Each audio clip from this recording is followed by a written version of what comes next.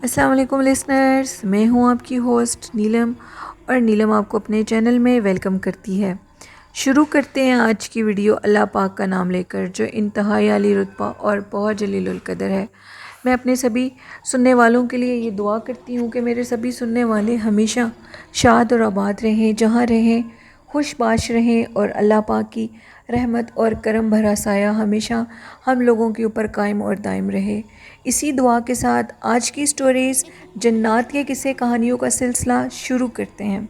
تو لسنر، آج کی پہلی خوفناک کہانی میرے ساتھ بطول زہرا نے فیصلہ آباد سے شیئر کیا ہے۔ بطول زہرا کہتی ہیں، آج میں آپ کے ساتھ اپنے ماموں کی زندگی میں پیش آنے والا ایک عجیب و غریب واقعہ، ایک ایسا واقعہ جو کہ آپ کے سننے والے حیرت سے دنگ رہ جائیں گے کہ واقعی ایسے بھی ہو سکتا ہے۔ وہ کہتی ہیں کہ یہ جو واقعہ ہے یہ آج سے 40-50 سال پرانا ہے۔ بطول کہتی ہیں کہ اس ٹائم میری ایج 49 ایئرز اولڈ ہے، اور یہ واقعہ تب کا ہے جب ان کی ایج، وہ کہتی ہیں کہ کافی وہ چھوٹی تھیں اس ٹائم پر۔ 40-50 سال وہ کہتی ہیں کہ اس واقعے کو گزر چکے ہیں۔ وہ کہتی ہیں تب ان کی والدہ کے اوپر ایک پری عاشق تھی، اور وہ جو پری تھی وہ میری والدہ کے وجود کے اندر آ جاتی تھی اور ان کو بہت زیادہ تکلیف بھی دیتی تھی۔ میری والدہ ایک نیک اور پرہیزگار عورت تھی۔ جب بھی وہ میری والدہ کے جسم میں آتی تھی تو میری والدہ کی حالت خراب ہو جاتی تھی۔ ہم سب ریلیٹیوز کے گھر بالکل ساتھ ساتھ تھے، اور ہم سب جب بھی والدہ کی طبیعت خراب ہوتی تھی تو سارے اکٹھے ہو جاتے تھے۔ وہ کہتی ہیں کہ وہ جو پری تھی وہ والدہ سے اس قدر پیار کرتی تھی کہ وہ کسی کو ان کے قریب نہیں جانے دیتی تھی، یعنی ہم بچوں کو بھی اپنی امی کے، یعنی ہماری امی کے قریب وہ چیز نہیں جانے دیتی تھی۔ تو یہ جو کہانی ہے یہ میرے ماموں کی زندگی میں پیش آنے والی ایک خوفناک، ایک عجیب و غریب، دل دہلا دینے والی کہانی ہے۔ کہتی ہیں ہم لوگ نہیں جانتے کہ کیا چیز کس روپ میں گھوم رہی ہے، وہ مخلوق کیا ہے، وہ جنات ہیں، آیا انسان ہے یا اللہ کے فرشتے ہیں، وہ کیا مخلوق ہے جو ہر ٹائم ہم لوگوں کے ارد گرد ہے۔ ہم لوگ تو دیکھنے میں ان کو انسان سمجھتے ہیں، لیکن ہر دکھنے والا انسان نہیں ہوتا۔ وہ کہتی ہیں کہ میری والدہ کے اوپر جس پری کا بسیرا تھا اس کا نام کہکشاں تھا، اور اس سے خاندان والے سب واقف تھے کہ کہکشاں میری والدہ سے بہت محبت کرتی تھی اور ان کو اپنی بہن کہتی تھی، اور یہ کہتی تھی کہ میں تمہیں کسی اور کے ساتھ شیئر نہیں کر سکتی۔ میرے جو والد صاحب تھے وہ پیچھے گاؤں میں رہتے تھے اور ہم لوگ فیصل آباد شہر میں رہتے تھے۔ وہ کہتی ہیں کہ میرے جو ماموں تھے ان کے ساتھ کچھ اس طرح کا واقعہ پیش آیا کہ ایک رات پہلے میری جو مومانی تھی ان کو یہ خواب بھی آئی، لیکن انہوں نے یہ خواب اس کے بعد سب کو بیان کی جب میرے ماموں کے ساتھ یہ حادثہ پیش آ گیا۔ میرے جو ماموں تھے وہ سارجنٹ تھے ٹریفک پولیس میں۔ تو وہ روڈ پہ کھڑے ہوئے تھے تو اچانک ایک لڑکی گاڑی چلاتے ہوئے ان کے قریب سے گزری۔ اس لڑکی نے سگنلز کے جو بھی رولز تھے ان کو اوبے نہیں کیا، جس کی وجہ سے میرے ماموں نے اس لڑکی کا چلان کر دیا، اور چلان کرنے کے بعد اس لڑکی نے یہ کہا کہ اب تم اس شہر میں جاب نہیں کرو گے، نوکری نہیں کر سکو گے، جس پہ میرے ماموں نے یہ کہا کہ دیکھ لیں گے تم میرا کیا کر سکتی ہو، جو کام تم نے غلط کیا ہے اس کی سزا تمہیں بھگتنی پڑے گی۔ یہ کہہ کر میرے ماموں اپنی روز کی روٹین میں مصروف تھے، اور جس طرح وہ سب کو روکتے تھے جو کچھ بھی تھا وہ ہو رہا تھا۔ رات کو وہ گھر چلے گئے۔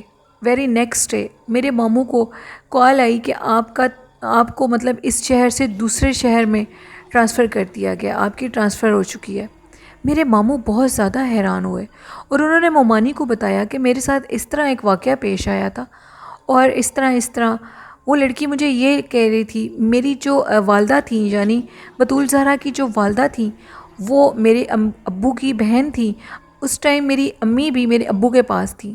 تو انہوں نے کہا کہ تم نے بہت غلطی کی ہے یاسین، جو تم نے اس لڑکی کا چلان کیا۔ وہ لڑکی نہیں تھی، دراصل وہ کہکشاں تھی جو ایک لڑکی کے روپ میں ادھر سے گزر رہی تھی۔ اس نے تمہیں کوئی اشارہ بھی دیا کہ تم اس کا چلان مت کرو، لیکن اس کے باوجود تم نے اس کا چلان کیا، اور اب اس نے تمہارا تبادلہ کروا دیا، جس پہ میرے ماموں بہت زیادہ پریشان ہوئے، کیونکہ مومانی ادھر رہتی تھی، بچوں کے اسکول تھے ادھر، تو وہ ادھر جا نہیں سکتی تھی۔ اب انہوں نے کہا کہ آپ اس سے اس کا حل بتائیں، میں اس سے معافی مانگنے کو تیار ہوں، جس پہ میری امی نے کہا کہ میں اس سے بات کروں گی اگر وہ مان گئی تو۔ اس کے بعد میرے ابو نے میری جو والدہ تھی ان کے سامنے بیٹھ کے سوری کیا، اور سوری کر کے یہ کہا کہ آئی ایم سوری، مجھے معاف کر دو، میں نے یہ جان کر نہیں کیا، اگر تم مجھے بتا دیتی تو میں تمہارے ساتھ ایسا نہ کرتا، اور اب میں چونکہ اپنے بچوں کو چھوڑ کر ادھر سے نہیں جا سکتا، یہ جو تم نے میری ٹرانسفر کروائی ہے اس کو واپس کرواؤ کسی طریقے سے۔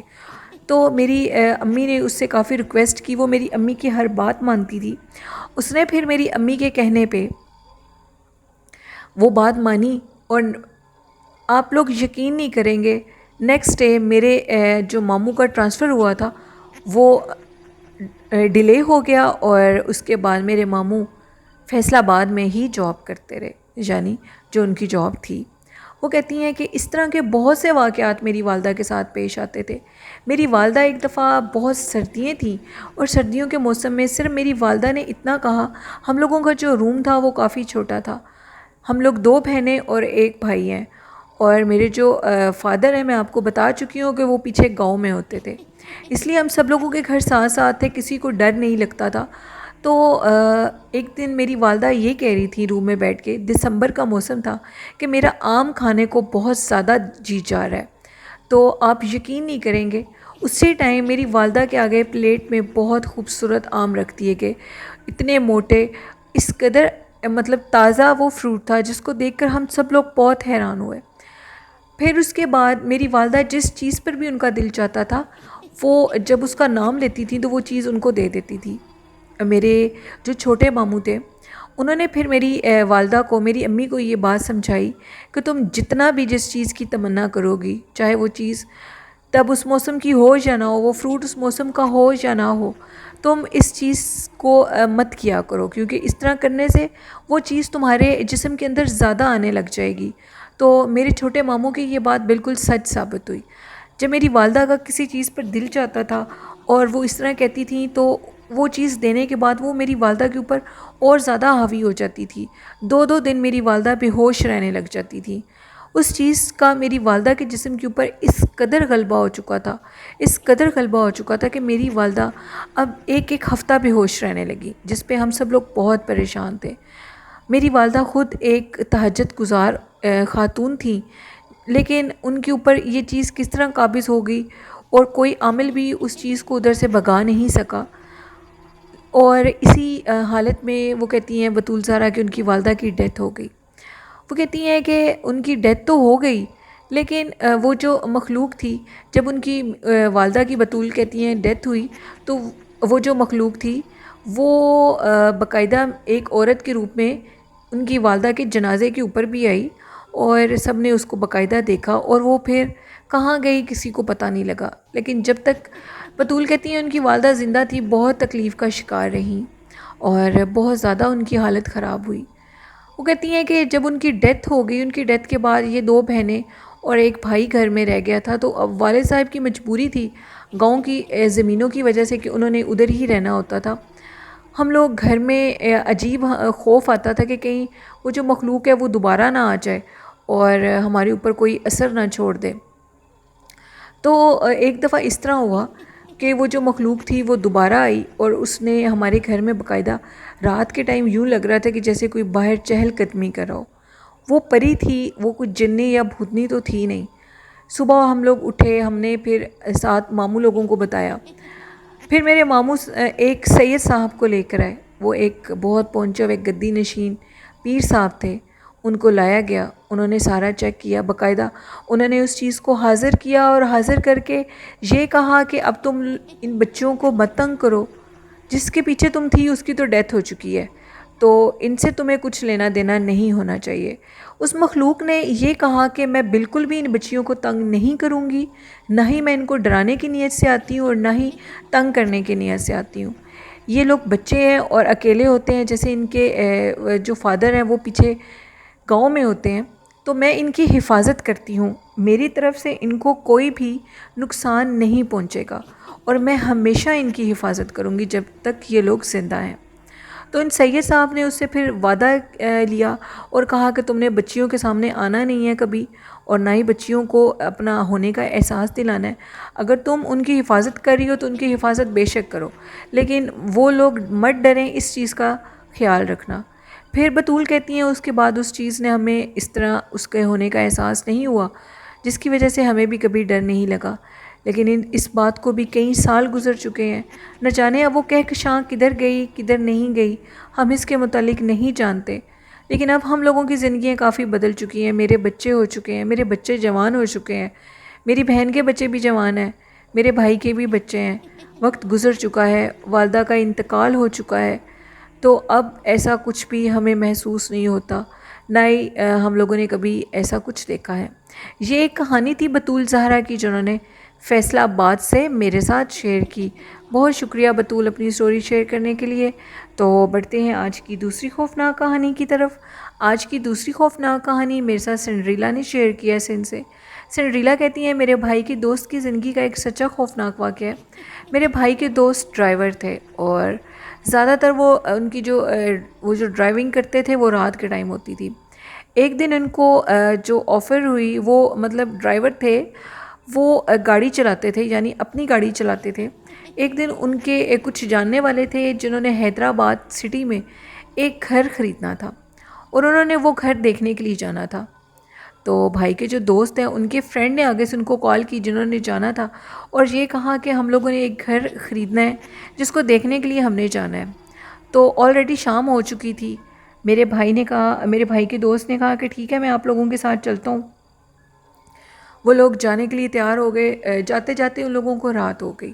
جیسے ہی وہ لوگ ادھر گئے تو انہوں نے جب وہ گھر دیکھا، ان کے ساتھ ان کی مسز تھی، بھائی کے دوست کی مسز تھی، اور اس کے بعد ان کا دیور بھی ساتھ تھا۔ وہ جو عورت تھیں وہ کہتی ہیں کہ ان کا طبیعت گھبرا رہی تھی، ان کی طبیعت خراب ہو رہی تھی۔ انہوں نے اپنے ہسبینڈ سے کہا کہ جلدی سے گھر چلو، یہ گھر دیکھنے کی میرے میں ہمت ہی پیدا نہیں ہو رہی، اور میری طبیعت بہت زیادہ خراب ہو رہی ہے۔